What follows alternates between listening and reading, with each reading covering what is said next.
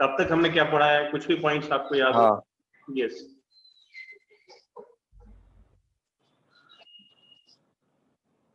Hello sir.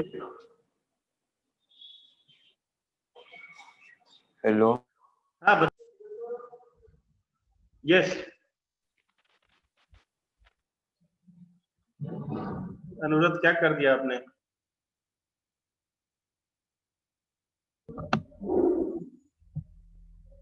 That's all with revision. चलिए start करते हैं, मैं ही करा देता हूँ आपको रिवीजन,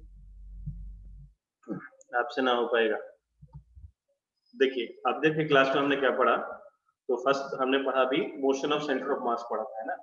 तो motion of centre of mass में motion of centre of mass में हमने देखा था कि उससे पहले पोजीशन देखी थी हमने, है ना। तो पोजीशन देखा था, फिर उसके बाद हमने वेलोसिटी देखी थी, एक्सेलरेशन देखा था, और फिर कुछ हमने इंपॉर्टेंट पॉइंट्स हमने एक्सट्रैक्ट आउट किए थे, जो कि यहाँ पे ऐसा मैंने यहाँ पे लिखा था लास्ट क्लास में, और मैंने आपको बताया था these are very very very very essential.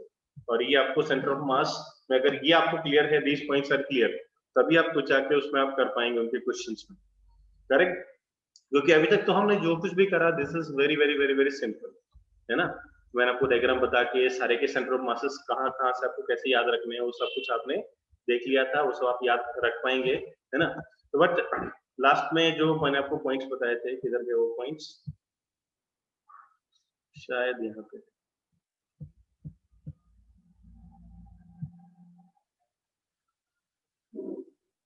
Little unorganised. चलिए फिर से लिख देते हैं वहां पे। तो लास्ट क्लास में हमने क्या देखा था, लास्ट क्लास में हमने ये देखा था कि अगर अगर सिस्टम पे लगने वाला एफ में क्या है, जीरो है, सिस्टम पे लगने वाला एफ में क्या है, जीरो है, तो acceleration of centre of mass, acceleration of centre of मास भी क्या होगा, जीरो होगा। बट इसका ये मतलब नहीं कि अगर जो आपके जो इंडिविजुअल पार्टिकल्स हैं,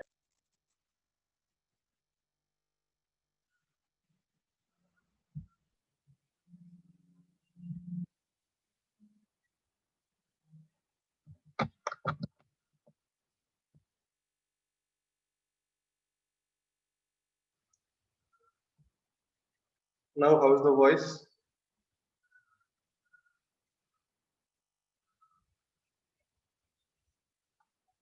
कुछ बच्चे ज्वाइन नहीं कर पा रहे हैं।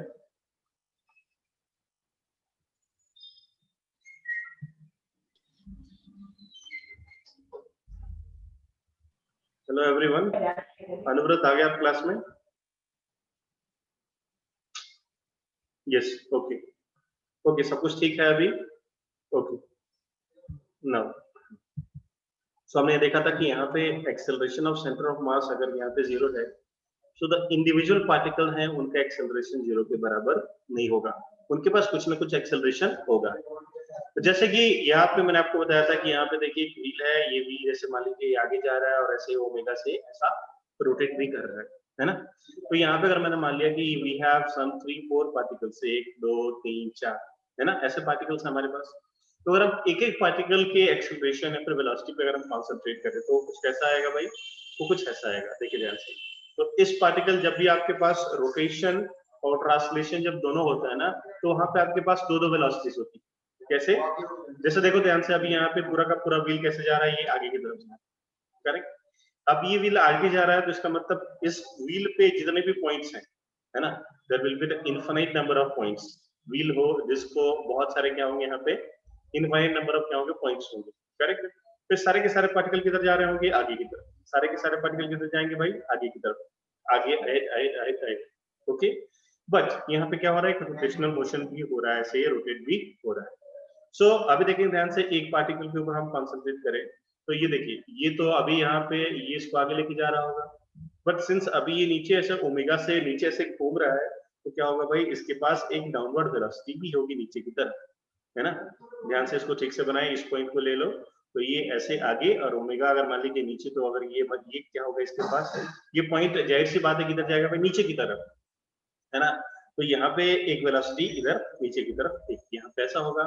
तो अभी देखिए इसका कुछ नेट जो इसकी वेलोसिटी आएगी कुछ इधर की तरफ आएगी, करेक्ट।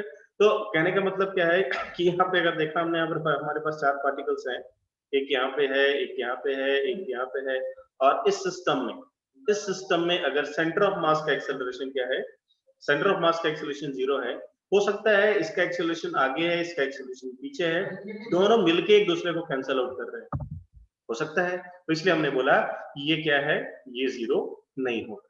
ओके, नेक्स्ट बात हमने क्या बताई, देखिए बहुत ही इंपॉर्टेंट है, इस बात को आप समझिए बार बार। तो acceleration of centre of mass क्या है भाई, 0 है ना, बट इंडिविजुअल पार्टिकल का एक्सेलरेशन 0 नहीं। अगर acceleration of centre of mass is 0, इसका मतलब क्या हो गया कि velocity of centre of mass क्या होगा भाई, कांस्टेंट। करेक्ट, इनकी वेलोसिटी अगर कांस्टेंट रहती है तो क्या होता है, एक्सेलरेशन उस टाइम पे 0 होता है। तो वेलोसिटी सेंटर ऑफ मास क्या होगा, कांस्टेंट होगा, यानी कि v initial is equals to v final.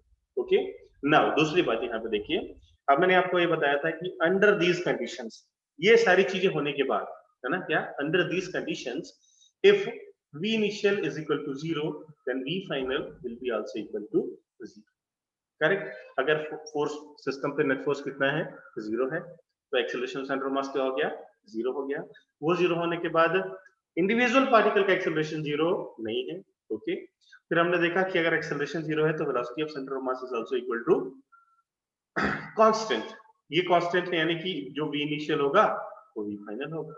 और फिर ये लिखा था आपको, अगर आप ध्यान से देखिए अपनी नोटबुक में, तो वहां पे लिखा गया है कि हम इंपॉर्टेंट नोट करके कि under these conditions, under these conditions, अगर v इनिशियल 0 है तो v फाइनल भी 0 होगा, यानी कि वहां पे सेंटर ऑफ मास का जो मूवमेंट है वो क्या है, 0 है। सेंटर ऑफ मास अपनी पोजीशन से बिल्कुल भी मूव नहीं होगा। करेक्ट, तो इन सारी बातों को आप याद रखो, और ईच एंड एवरी टाइम जब भी कोई ऐसा सवाल आए, इसमें आप इन सारे 6 पॉइंट्स को एक साथ एनालाइज करेंगे। सारे के जो 6 के 6 पॉइंट्स है सबको आप एक साथ एनालाइज करेंगे, और फिर देखना आपका सवाल आसानी से हो जाएगा। ओके, तो चलिए यहाँ पे हम सवाल लेते हैं, पहला सवाल। और पहला सवाल मैंने आपको करा भी दिया था, फर्स्ट क्वेश्चन, और पहला सवाल कुछ ऐसा था, there is a person is there having mass 60 kg। यहाँ पे एक पर्सन है, ये है 40 kg, सॉरी बोट है, boat is 40 kg, this person is weighing 60 kg, और ये जो बोट है, इस बोट की जो लेंथ है that is 4 metre. Okay, now question आपके सामने, देखना कितनी आसानी से सॉल्व होता है। क्वेश्चन है what will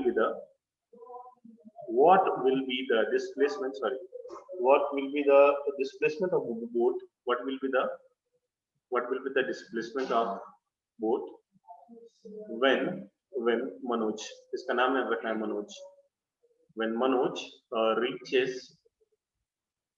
reaches at the other end of the boat, at the other end of boat। चलिए इसको आप सॉल्व करेंगे, है ना। तो इस क्वेश्चन को मैंने आपको आधा पूरा सॉल्व करके, मतलब 90% सॉल्व करके मैंने बता दिया था, है ना। तो चलिए उन सारी कंडीशंस को आप एक बार दोबारा लिखिए। तो पहले आप चेक करो यहाँ पे इस सवाल में क्या सिस्टम पे एफ नेट 0 है, पहले आपको चेक करना है ना।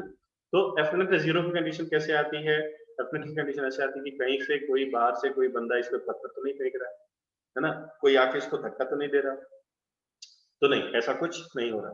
ऐसा कुछ नहीं हो रहा, इसका मतलब क्या होगा कि ये पूरा का पूरा क्या है, ये पूरा का पूरा सिस्टम है, और इस पे ये पूरा का पूरा सिस्टम है, और इस पे कोई एक नेट एक्सटर्नल फोर्स तो नहीं, बिल्कुल।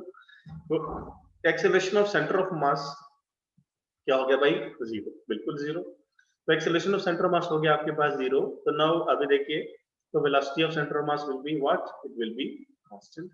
ये कांस्टेंट है, so v initial will be equal to v final, जो इनिशियल है वो भी फाइनल रहेगा, और वो क्या होगा, that will be the 0, because initially आप देखो, इनिशियली जो आपका जो सिस्टम है वो कहाँ पे है भाई, रेस्ट पे है।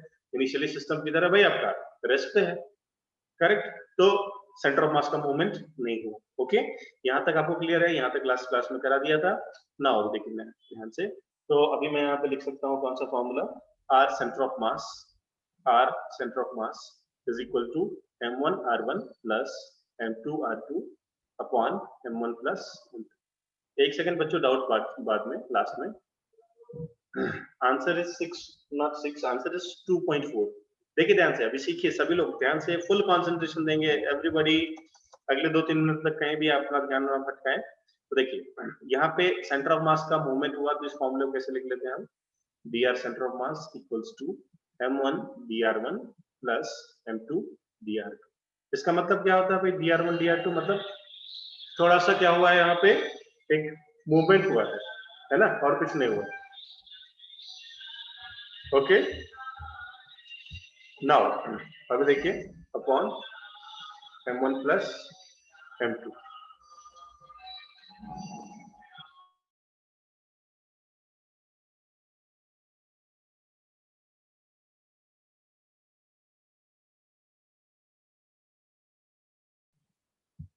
यस, नाउ देखिए ध्यान से, तो यहाँ पे मैं लिख सकता हूँ dr सेंटर ऑफ मास, देखिए ध्यान से, v इनिशियल और v फाइनल दोनों ही क्या है, जीरो, यानी कि सेंटर ऑफ मास का मूवमेंट तो नहीं हुआ, यानी कि this terms will become equal to zero, ये हो गया जीरो। तो नाउ अभी मैं यहाँ पे लिख सकता हूँ, आसानी से लिख सकता हूँ m1 dr1 plus m2 dr2 is equal to zero, है ना, यहाँ पे लिख दिया। नाउ इस फॉर्मूले को अभी हमें यूज कैसे करना है ना, तो यहाँ पे क्या होता है, थोड़ी सी कंफ्यूजन होती है, थोड़ा ये क्या लगता है, जब इसको आप सॉल्व करोगे तो it seems to be a tough, है ना, थोड़ा आपको क्या लगेगा, टफ लगेगा, है ना, बट आप ध्यान से देखिए, इस पूरे क्लास में हम अगर ये क्वेश्चन समझ पाए अच्छे से तो that is okay, no problem, कोई बात नहीं, है ना, बट इस प्रॉब्लम को आप ध्यान से देखिएगा। तो चलिए हम देखते हैं, इसको स्टार्ट करते हैं। सो अभी देखिए ध्यान से, यहाँ पे इन्होंने क्या पूछा है भाई, डिस्प्लेसमेंट पूछा है। इन्होंने ऐसा पूछा है कि अगर ये बंदा बोट के दूसरे एंड पे पहुंच जाए तो ये जो बोट है वो कितना डिस्प्लेसमेंट करेगी, है ना। नाउ देखिए ध्यान से समझिए इस बात को। नेक्स्ट मैं एक छोटा सा एग्जांपल लेता हूँ आपके सामने, जैसे मान लीजिए ये क्या है, आपके पास एक बोट है ना, देखिए ध्यान से, और आप चैट में आंसर लिख के बताइए। इस बोर्ड को मैंने क्या किया, फ्लोर पे रख दिया, है ना, घर में जो फ्लोरिंग होती है नॉर्मल वहां पे रख दिया। ओके, और मैंने आपको बोला कि आप इस पे चलो, करेक्ट। ये बोट की जो लेंथ है कितनी है, 4 मीटर मान लीजिए। आपके घर में बोट ला के रख दिया और आपको बोला भाई क्या करो भाई, आप बोट पे ऊपर चलो। ऊपर एक मैंने क्या कर दिया, ऊपर से एक प्लेटफॉर्म क्रिएट कर दिया, वुडन प्लेटफॉर्म। आपको बोला आप चलिए, है ना। सो आप बोट के अदर एंड पे पहुंच गए। आप बोट के कहाँ पहुंच गए भाई, अदर एंड पे पहुंच गए। बताइए आपने कितना डिस्प्लेसमेंट ट्रेवल किया, लिख के बताइए चैट में। What is your displacement with respect to ground. Yes, सभी लोग चैट में टाइप कीजिए आपका डिस्प्लेसमेंट कितना है। Yes, very good, answers coming 444। Okay, very good, सबने सही बताया। नेक्स्ट दूसरी बात आप बताइए, ग्राउंड के रेस्पेक्ट में बोट का डिस्प्लेसमेंट कितना हुआ।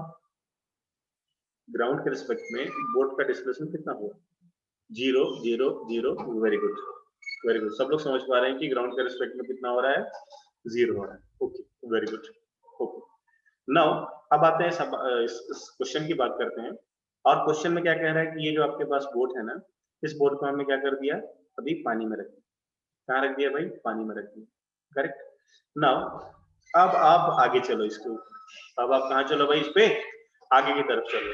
बोट की लेंथ कितनी है, 4 मीटर, आप चल रहे हैं आगे की तरफ, करेक्ट।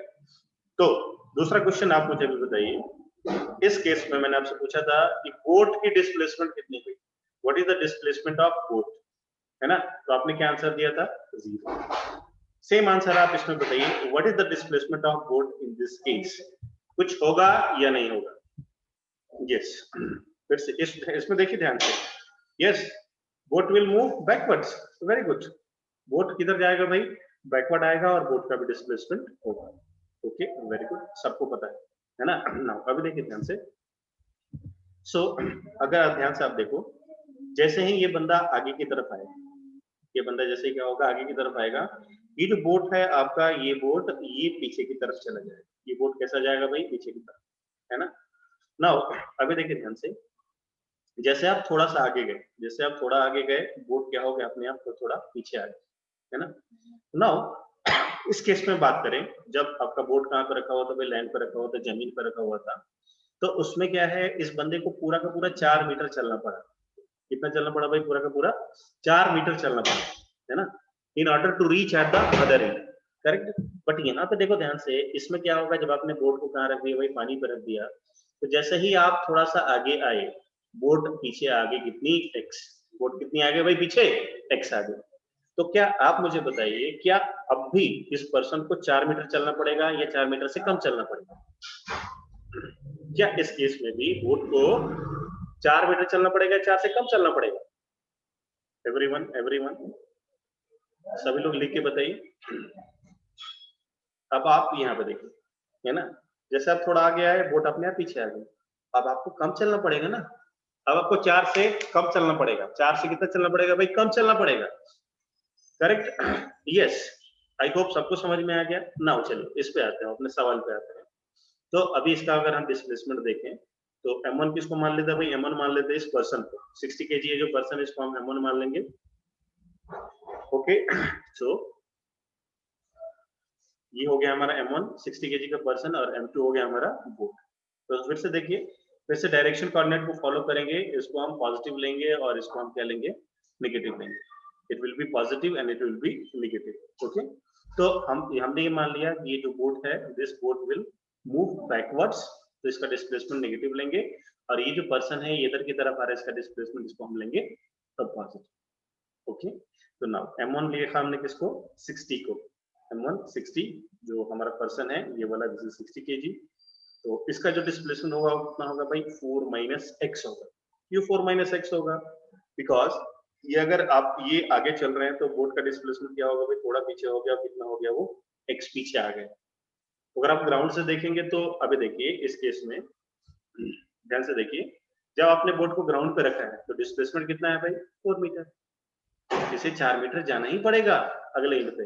बट अगर आप यहाँ पे देखें, आपने इसको पानी पे रखा है, तो अगर आप इसको ग्राउंड से देखोगे इसका डिस्प्लेसमेंट तो 4 से कम होगा। 4 से कम होगा मतलब कितना? 4 माइनस 6, दैट्स ऑल। ओके, तो अब इसको, ये हो गया हमारा इतना प्लस m2 क्या है भाई? हमारा बोट है, तो बोट हो गया हमारा 40 kg into minus of x, क्योंकि ये जो बोट है ये पीछे की तरफ गया और कितना? x डिस्प्लेसमेंट पीछे की तरफ गया, है ना। अब इसको पुट कर दिया हमने इज इक्वल टू 0। चलिए सॉल्व करके बताइए value of x। Everyone calculate the value of x।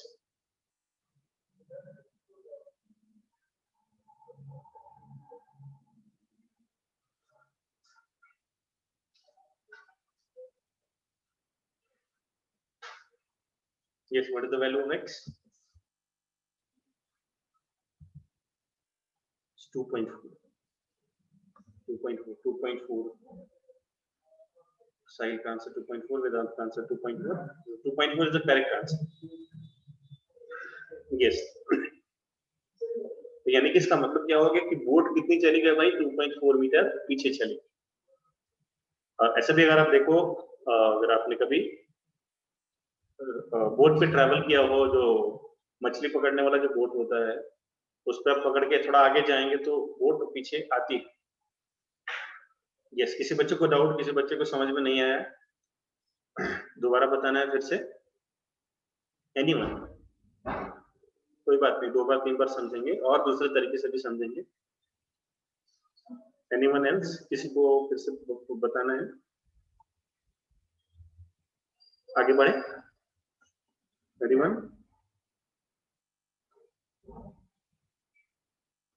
हाँ,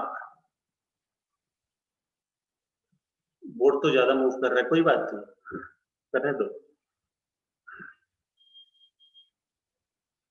यस, पहला डाउट लेते हैं। कॉस्टोव ने पूछा है, sir why don't we take the total weight anywhere, है ना। तो टोटल वेट एनीवेयर क्यों नहीं लिया गया? बिकॉज आप देख रहे हैं ना फॉर्मूले में, क्या है भाई? ऊपर है m1 r1 plus m2 r2 divided by m1 plus m2। तो अकॉर्डिंग टू फॉर्मूला जो है उसमें टोटल वेट हम नीचे ले रहे हैं, टोटल वेट तो हम ले रहे हैं, बट वो मल्टीप्लाई होके क्या हो जा रहा है? 0 हो जा रहा है। बिकॉज फॉर्मूला क्या है हमारे पास? फॉर्मूला क्या है भाई? m1 r1 plus m2 r2 divide by m1 plus m2। अब जब हमने इसका मूवमेंट देखा तो dr की वैल्यू क्या आ रही है? 0 आ रही है ना। साहिल पूछ रहे हैं कि सर बोट तो ज्यादा मूव कर रहा है मैन से। कोई बात नहीं, होने दो, कोई दिक्कत नहीं, है ना। सो अभी हमने यहाँ पे ये देख लिया माइनस एक्स, कुछ भी यहाँ पे मैथमेटिक्स करके देख लिया, एक्स की वैल्यू अपने आप प्लस आ गई, बिकॉज हमने यहाँ पे माइनस इसको मान लिया। Okay, clear. चलिए एक और सवाल करके दिखाइए आप सभी लोग, सिमिलर क्वेश्चन। बोट का वेट है 60 kg, लेंथ एरिया है 6.2 मीटर, और ये पर्सन अभी यहाँ से इधर की तरफ चल रहा है, इसका वेट है 100 kg। सेम सवाल रिपीट कीजिए question. Find the displacement of boat. Find the displacement of boat when the person reaches us other end. Land पे होगा ही नहीं ना भाई, फ्रिक्शन है नहीं वहां पे, सॉरी फ्रिक्शन बहुत ज्यादा है तो लैंड पे होगा नहीं।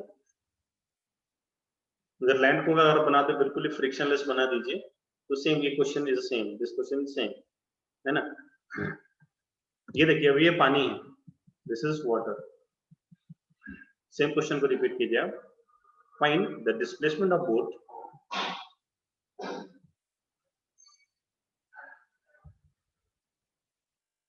find the displacement of boat when the person reaches at other end.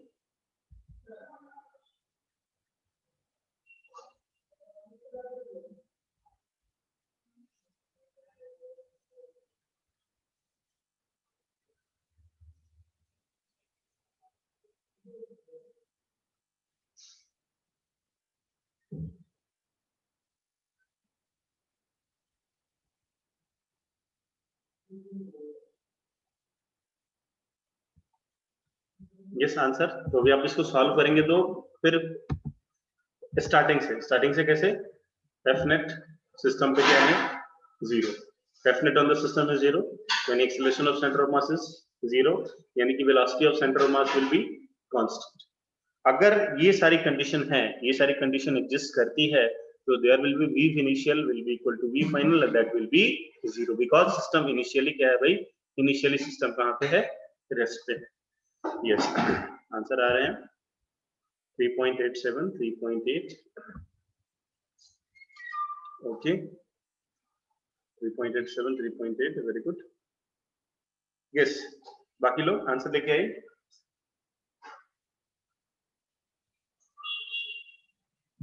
तो यहाँ पे सेंटर ऑफ मास का मोमेंट बिल्कुल भी नहीं होगा, तो फॉर्मूला लिखेंगे हम, dr centre of mass is equals to m1r1 plus m2r2 divided by m1 plus m2। तो यहाँ से dr सेंटर ऑफ मास क्या है भाई, जीरो है, तो फिर से आएगा आपके पास m1 dr1 plus m2 dr2 is equal to zero. Okay इतना आ गया। नाउ अभी देखिए ध्यान से, ये आगे जाएगा तो ये कितना आगे जाएगा भाई, ये बोट मान लीजिए कितना पीछे आता है, ये बोट पीछे आ रही है कितनी, x। ओके तो इसका जो डिस्प्लेसमेंट होगा कितना होगा, 6.2 माइनस x। आप देखिए ध्यान से, इधर क्या होता है हमारा पॉजिटिव, इधर होता है नेगेटिव।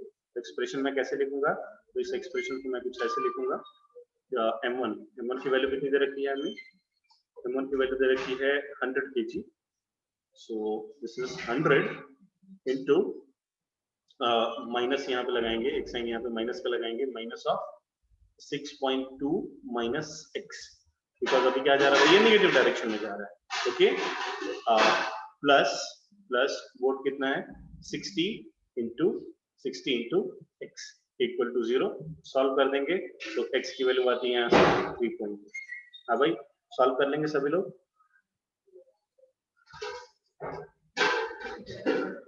ओके मैंने यहाँ पे ऑलरेडी माइनस लगा दिया है ना, तो टुवर्ड्स राइट 3.8 मीटर। यस तो इसको आप सॉल्व करें,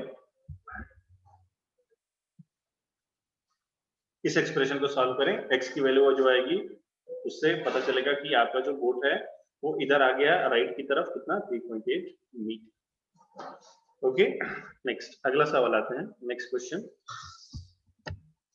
ये सॉल्व करने में कोई दिक्कत किसी बच्चे को, अगला सवाल करेंगे नेक्स्ट क्वेश्चन। नेक्स्ट अगला सवाल, तो नेक्स्ट क्वेश्चन क्या है, there is a balloon, there is a big balloon of capital mass m, the rope of length l it's suspending with it. एक रोप है लेंथ की जो इससे सस्पेंडेड है,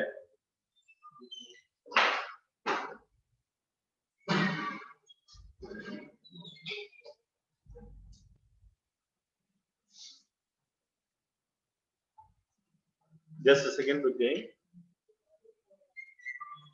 सॉरी डिस्प्लेसमेंट ऑफ बोट था, find the displacement of boat. हाँ देखिए ध्यान से next question, there is a capital mass m का एक बैलून है, l लेंथ की रोप उस पर लगी हुई है, and there is a monkey, एक मंकी है, मंकी की शेप इंसान जैसे बना देता हूँ मैं, there is a monkey of mass small m, है ना। अब दिस मंकी ट्राइज टू, ऊपर जाने की कोशिश करता है बैलून कैपिटल M के पास, है ना। तो अभी ये क्या करता है, क्लाइंब करता है ऊपर की तरफ, करेक्ट। नाउ अभी देखिए ध्यान से देखिए सवाल को। अगर इस मैं क्या करूं, इस बैलून को यहाँ पे सस्पेंड कर दूं, है ना। यहाँ से मैंने क्या किया, उसको बिल्कुल सस्पेंड कर दिया और फिर बोला इस मंकी को चलो भाई ऊपर चढ़ो, then what will happen, क्या होगा, इस मंकी को पूरी की पूरी L लेंथ ऊपर चढ़ाई करनी पड़ेगी। कितनी लेंथ चढ़ाई करनी पड़ेगी, ऊपर L लेंथ की चढ़ाई करनी पड़ेगी। बट अगर मैंने यहाँ पे क्या कर दिया, इसको अगर मैंने अभी यहाँ पे सस्पेंड नहीं किया है, मैंने क्या करा है, यहाँ पे इसको ओपन रख दिया, है ना, बिल्कुल अभी इसको मैंने क्या किया, ओपन किया। नाउ अभी मैंने बोला कि चलो भाई मंकी प्लीज क्लाइंब अप, तो अभी मंकी को L से थोड़ी कम लेंथ ट्रेवल करना पड़ेगा। जैसे ही ऊपर गया तो रोप भी नीचे आ गया, करेक्ट। सवाल लिखिए यहाँ पे, क्वेश्चन लिखेंगे by what distance, क्वेश्चन लिखेंगे सभी लोग, by what distance, the balloon shifts, the balloon shifts downward,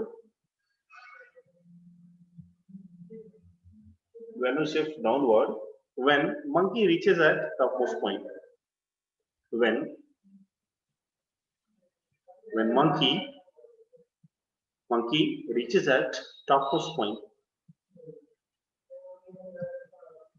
yes, चलिए सॉल्व किए। क्वेश्चन क्लियर भाई सबको, एवरीवन? क्या सवाल क्लियर है सारे बच्चों को? चैट में लिख के बताइए इसको, question clear to everyone. Question तो रिपीट नहीं करना, तो कर दूं एक बार और। ओके, सॉल्व कीजिए, पुराने सवाल जैसा ही है। फिर क्या स्टार्ट करेंगे, कहां से, कि सिस्टम पे एफ नेट क्या है, 0।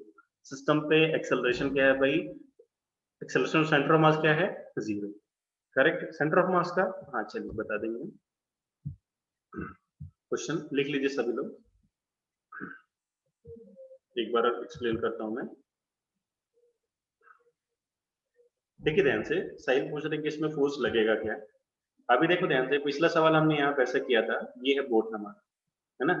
और बोट क्या हो रहा है, इस पे ये पर्सन आगे चल रहा है, तो उसमें हो क्या रहा है, दिस पर्सन ये पीछे की तरफ बोट पे फोर्स लगा रहा है ना। बट अभी हमने क्या किया है, इस पूरे को हमने सिस्टम माना, इस पूरे को हमने क्या माना भाई, एक सिस्टम माना, है ना।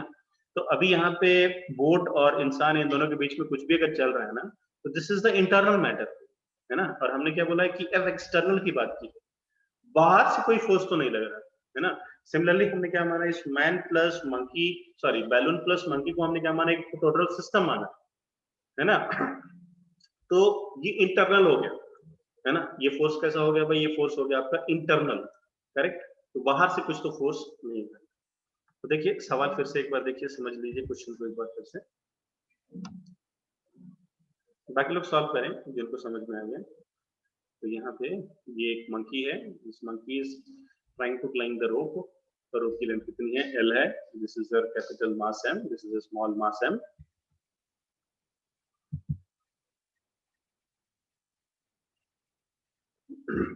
चलिए सॉल्व करते हैं, देखिए ध्यान से। सो सवाल क्या पूछा है, सवाल ये पूछा कि जब ये मंकी ऊपर पहुंच जाए तो ये बैलून कितना नीचे आएगा, ये पूछा गया है। सवाल ये पूछा गया है कि जब ये मंकी जब टॉपमोस्ट पॉइंट पे पहुंच जाए तो बैलून कितना नीचे आएगा। अब ऑब्वियस सी बात है, अगर आप इसकी क्या करो, इसको आप पकड़ के खींचो तो नीचे ही आएगा। बट ये क्या हो रहा है, मंकी यहाँ पे कुछ फोर्स तो लगा रहा है। आप ये कुछ फोर्स लगा रहे हो तो ऑफ कोर्स ये बैलून क्या आएगा, नीचे की तरफ आएगा ही आएगा। तो कितना नीचे आएगा आपको बताना, दैट्स ऑल। यस क्लियर, तो क्वेश्चन क्लियर, साक्षी क्वेश्चन क्लियर है। हाँ कौस्तुभ ने निकाल लिया आंसर, वेदांत ने निकाल लिया।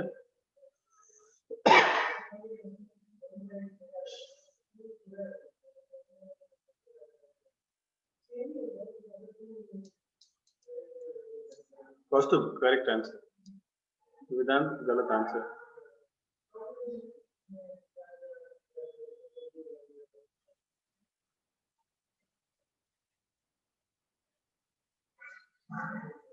समीर का आंसर आ गया, ओके देखते हैं।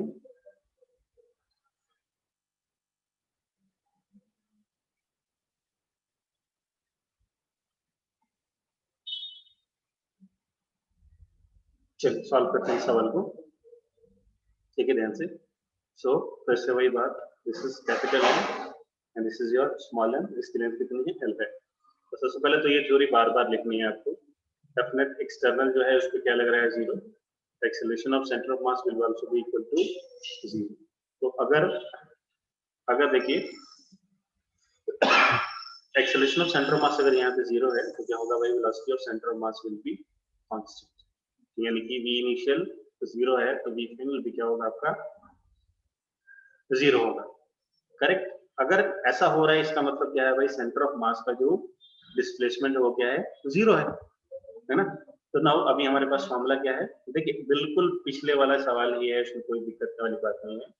तो सवाल हम ऐसे लिखते हैं, dr centre of mass is equals to m1 dr1 plus m2 dr2 divided by m1 plus m2, है ना। तो ये तो क्या है भाई, जीरो, तो इधर जाके मल्टीप्लाई हो गया, हो जाएगा जीरो। तो आपके पास बचेगा क्या, आपके पास बचेगा m1 dr1 plus m2 dr2 is equal to zero. Now फिर से ये है आपका बैलून मास m, ये रस्सी लगी हुई है, ये रहा आपका यहाँ पे मंकी लेंथ l, ये रहा आपका स्मॉल मास। नाउ अभी देखिए ध्यान से, m किसको मान लिया जाए, बड़े वाले को मान लेते हैं, है ना। कोऑर्डिनेट्स वैसे ही मानेंगे, ऊपर पॉजिटिव मानेंगे और नीचे हम नेगेटिव मानेंगे, ऊपर पॉजिटिव और नीचे की तरफ नेगेटिव। सो ये आपके पास ये जो कैपिटल मास m है ना, इसको m लिख लेते हैं बैलून। और देखिए हम ये मान लेते हैं कि ये जो बड़ा वाला मास है ये नीचे आ रहा है कितना, x, है ना, मान लेते हैं जस्ट। सो इसको लिख लिया m into minus x, capital m into minus x लिख लिया, बराबर प्लस, देखिए प्लस। अब यहाँ पे जो छोटा वाला है मंकी है, मंकी तो किधर जा रहा है, ऊपर जा रहा है, तो ऊपर की तरफ इसका डिस्प्लेसमेंट है ना, ऊपर की तरफ इसका डिस्प्लेसमेंट हमें फाइंड आउट करना है। So that will B m into, अभी देखिए ध्यान से, मैंने आपको क्या बताया कि अगर ये टोटली यहाँ पे क्या है, इंच है, यहाँ पे हमने इसको फिक्स कर रखा है, तो कितना जाएगा ये l जाएगा। बट अगर यहाँ पे फिक्स नहीं है तो क्या करना पड़ेगा, आपको खींचना पड़ेगा और वो नीचे आएगा, तो आपको l से कम जाना पड़ेगा, यानी कि कितना जाना पड़ेगा भाई, ये जाना पड़ेगा आपको l माइनस, दैट्स ऑल। चलिए इसको सॉल्व करेंगे, तो सॉल्व करेंगे तो आएगा हमारे पास m into minus of m into X plus m into l, m into l minus small m into X is equal to zero. अब देखिए यहाँ पे सारे टर्म्स को इधर ले लेंगे हम, तो ये आ गया M L is equal to M X plus M X, it will be M L is equal to capital M plus small M, और एक्स को हम यहाँ पे क्या करेंगे, बाहर निकाल लेंगे। सो एक्स की वैल्यू अभी कितनी आ गई आपके पास, small M into L upon capital M plus small. This is the correct answer. Yes, this is the correct answer. Yes, anybody has any doubt? Anybody has any doubt? दोबारा बताना, बता देंगे। Everyone, each and everyone. Anuvrat आपको समझ में आ रहा है? अनुव्रत, अथर्व, हृदय आपका आंसर नहीं आ रहा है, प्रतीक का भी आंसर नहीं आ रहा है, रोशन का भी आंसर नहीं आ रहा है। नहीं आंसर आ रहे ना कमेंट आ रहे हैं, सो पे पढ़ाई कर रहे हैं क्या आप? हाँ जी, अनुव्रत क्लास में है आप?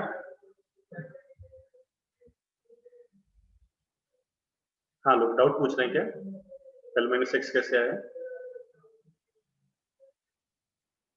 हाँ तो बताना है ना आपको, वैसे भी रिकॉर्डिंग हो रही है, अगर बार बार प्रॉब्लम आ रही है तो रिकॉर्डिंग देखना अच्छा है। हाँ अनुव्रत बताइए, कौन सा पॉइंट में डाउट है आपको? आलोक आपके डाउट पे आते हैं। अनुव्रत, किस पॉइंट पे डाउट है आपको?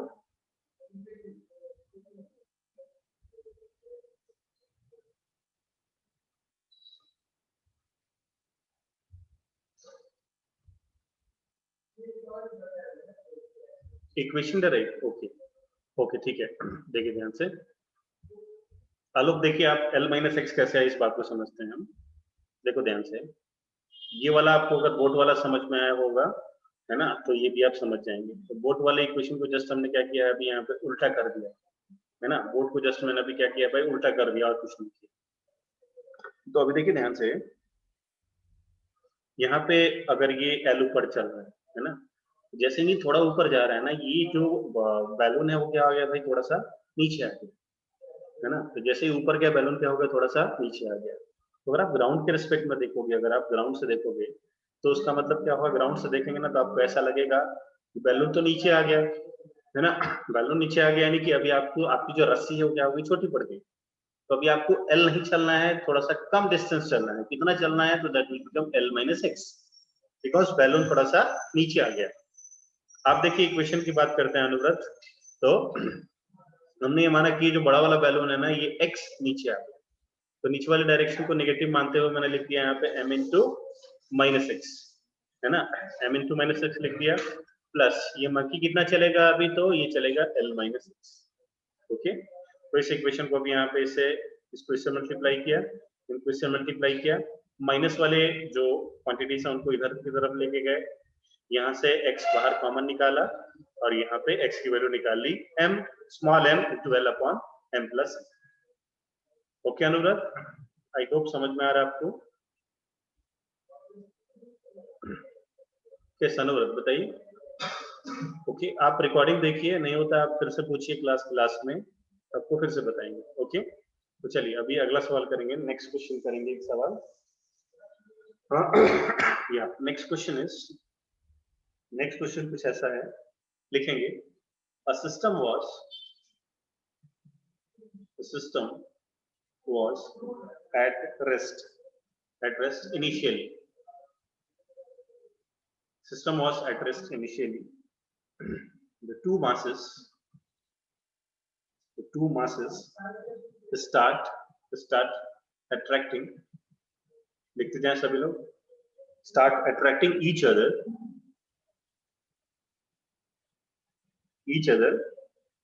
due to gravitational force, due to gravitational force. Okay, at some instant. Okay, find velocity of center of mass and mass of other object. तो देखिए यहाँ पे दो सवाल आपके पास, व्हाट इज द फर्स्ट, पहला है वेलोसिटी ऑफ सेंटर ऑफ मास और दूसरा क्या है, mass of the other object. अभी देखिए इसका डायग्राम कुछ ऐसे दे रखा है, सवाल लिखें और डायग्राम कुछ ऐसा है, यहाँ पे मास है आपका, यहाँ पे इनिशियली ये है 1 kg और यहाँ पे दूसरा मास m रखा हुआ है ना। तो देखिए पहली लाइन को पढ़िए, the system was at rest initially, the system was at rest.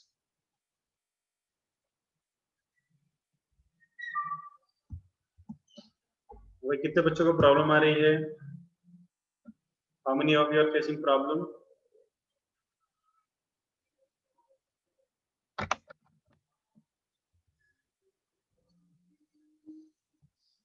Everybody, सब लोग को प्रॉब्लम आ रही है।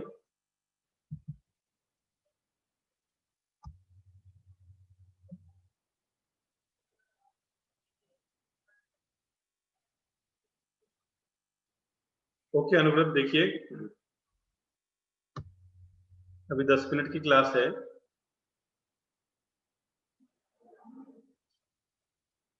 Okay beer with me 10 minutes, बाद में आप रिकॉर्डिंग देख लीजिए जिनको भी प्रॉब्लम आ रही है।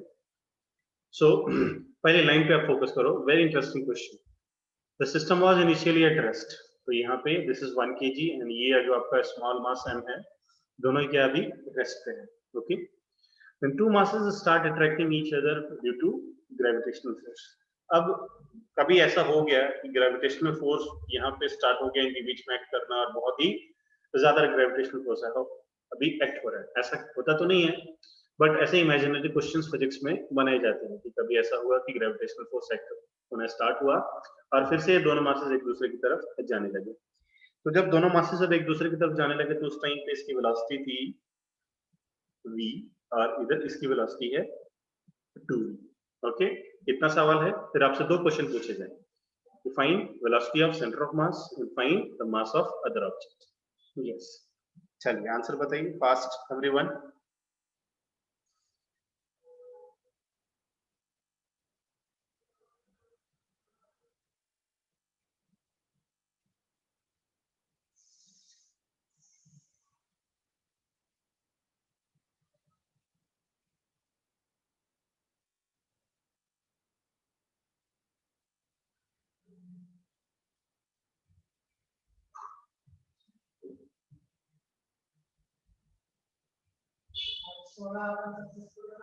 यस, बहुत ही आसान है। आपको अगर आपके कॉन्सेप्ट्स क्लियर हैं तो 2 मिनट में आंसर आना चाहिए, 2 सेकंड में आना चाहिए।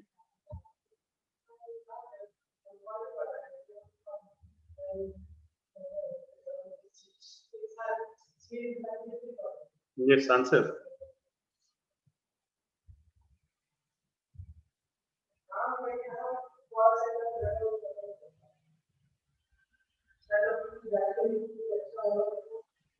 Yes, answer. कुछ भी आंसर बताओ जो आपको, इसमें पेन नहीं उठाना है इसमें। ठीक, फर्स्ट आंसर क्या है आपको? Find velocity of centre of mass. No need to take pen, pen नहीं चलाना इसमें। हाँ जी, आ गया पहला answer, very good. Velocity of centre of mass, एक बच्चे का आंसर आ गया, correct, very good. Prateek cover है, थोड़ा जा रहे हैं आगे। यस, आंसर बताइए। हाँ जी, नहीं डिस्प्लेस हुआ तो क्या होगा, उसकी वेलोसिटी हो गई 0। वेरी गुड, हाँ 0, वेरी गुड।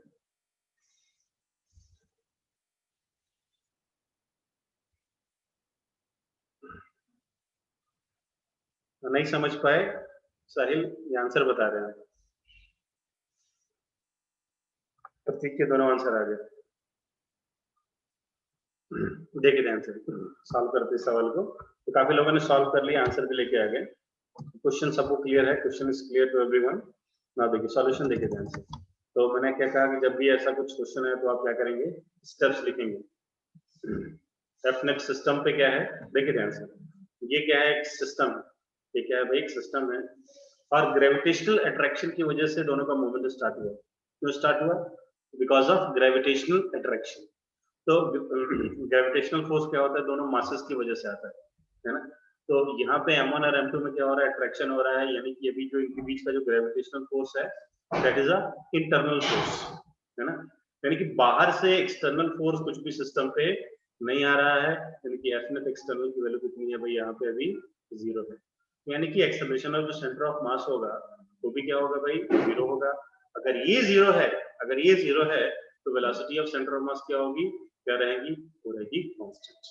अगर ये कांस्टेंट है और अंडर दिस कंडीशन अगर सिस्टम इनिशियली रेस्ट पे था तो फाइनली भी सिस्टम किस पे रहेगा, रेस्ट पे रहेगा। तो सिस्टम इनिशियली तो कहाँ था भाई, रेस्ट पे था।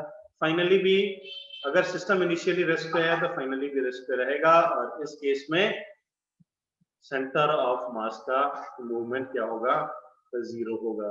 अगर ये 0 है तो इसका मतलब क्या होगा कि भाई velocity of centre of mass is 0, 0, 0। Congratulations, जिन बच्चों का आंसर आया है ना, तो इसमें कुछ नया नहीं करना था, बस जस्ट पहले वाले कॉन्सेप्ट को आपको अप्लाई करना। Velocity of centre of mass क्या होगी भाई, 0। पहला आंसर आ गया। दूसरा देखते हैं, सेकंड।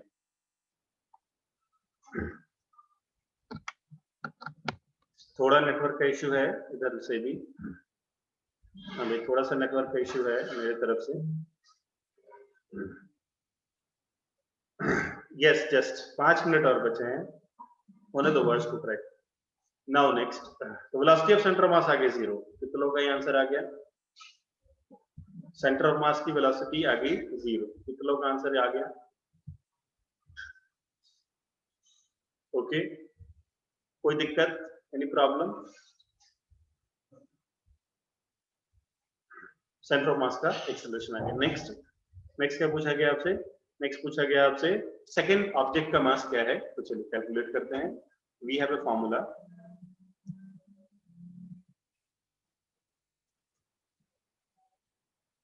अपॉन, करेक्ट, ये फॉर्मूला है हमारे पास। So now velocity of centre of mass क्या है भाई, this is 0। m1 v1 plus m2 v2 equal to 0। Now अभी देखिए ये क्या है, दिस इज योर, ये v वेलोसिटी से और ये जा रहा है 2v वेलोसिटी से, ये मास m, sorry this is 1 kg and this is m। m की वैल्यू निकालनी है, सो अब यहाँ पे 1 into v plus m into minus of 2v, because कौन सी डायरेक्शन में जा रहा है, इधर की, -6 इज इक्वल टू 0। तो ये कितना हो गया भाई, ये हो जाएगा आपके पास 1v is equal to 2mv।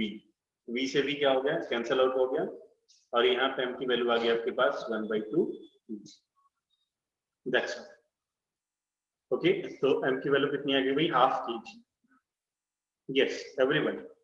Now अभी देखिए जिस सवाल में स्पेशल क्या था, what was the special in this question. तो ये जो सवाल है, ये सवाल कहाँ पे आया था,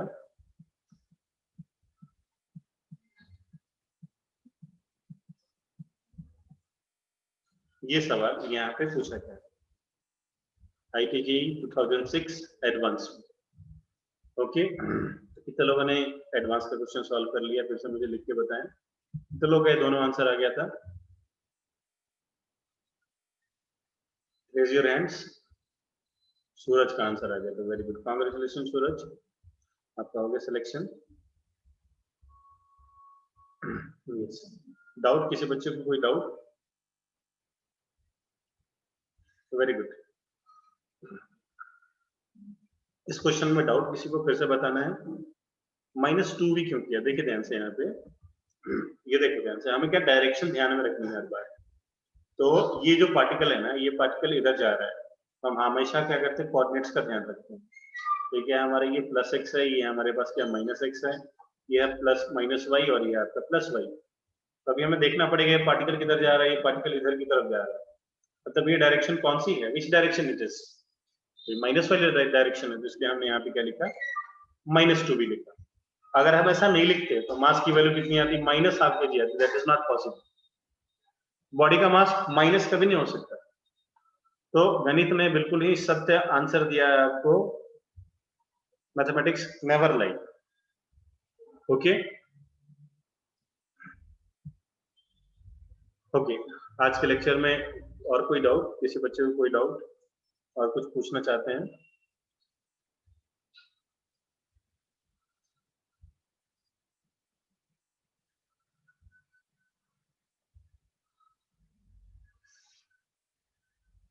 एवरीवन? ओके, सो क्लास के बाद में शिवम मौर्य, आपकी मेरी बात हुई क्या, पर्सनल टॉक हुआ क्या आपका मेरा,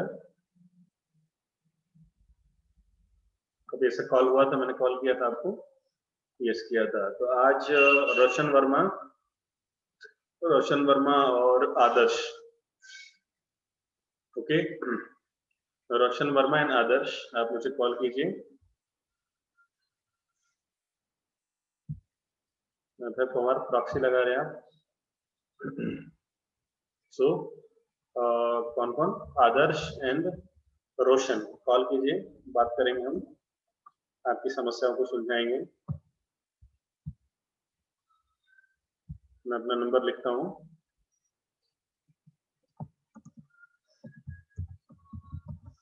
ये मेरा नंबर है। तो आदर्श आप पहले कॉल कीजिए, फिर बाद में रोशन, ओके।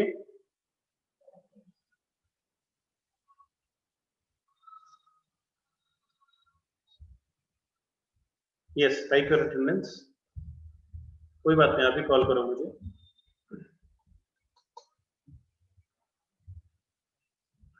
पहले आदर्श कॉल करो और फिर रोशन, आदर्श एंड रोशन, दो लोग कॉल करें, बात करें। अनुव्रत, आपको कुछ डाउट हो, समझ में नहीं आया, रुक सकते हैं आप क्लास के बाद, अदर कैन लीव।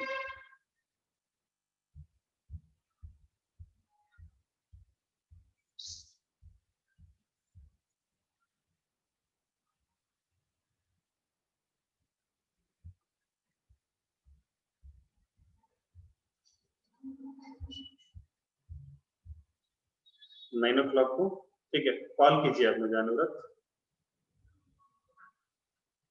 ठीक है, रिकॉर्डिंग देख लो आप, और 9 ओ क्लॉक को आप कॉल कीजिए। कॉल तो कॉल कोई भी बच्चा कभी भी कर सकता है, कभी भी कुछ आप पूछ सकते हो।